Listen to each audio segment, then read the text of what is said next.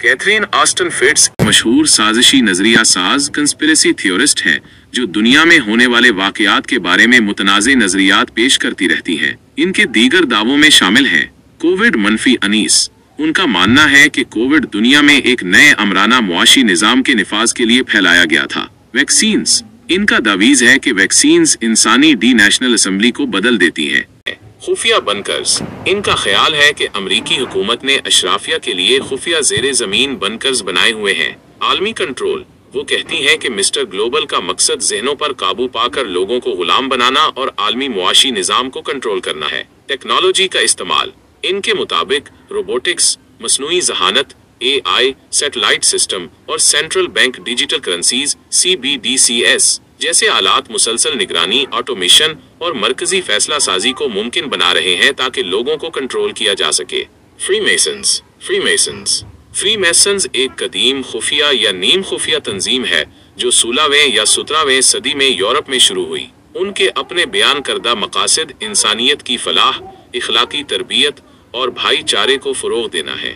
ताहम बहुत से लोग फ्रीमेसन्स पर कुछ खुफिया एजेंडे रखने का इल्जाम लगाते हैं, जैसे नया आलमी निज़ाम, न्यू वर्ल्ड ऑर्डर कायम करना।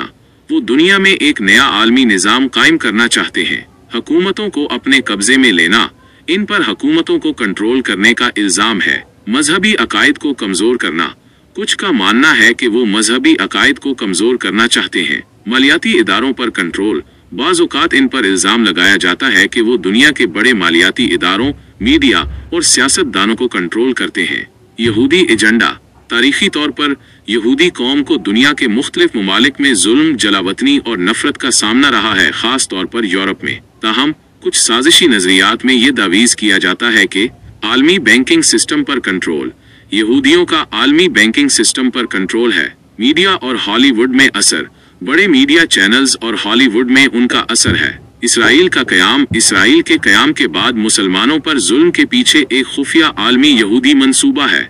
क्या ये सब दुनिया को कंट्रोल करना चाहते हैं? जी हाँ, इन तंजीमों या ग्रोहों का मकसद दुनिया को इखलाकी, मुआशी और सियासी तौर पर अपनी मर्जी से चलाना है। वो मजहब को कमजोर करते हैं ताकि रूहानी कदरें खत्म हों और इंसान मादा परस्त बने। तहकीकी नुक्ता नज़र से फ्रीमेसन्स या यहूदी अफराद में भी मुख्तलिफ सोच रखने वाले लोग होते हैं।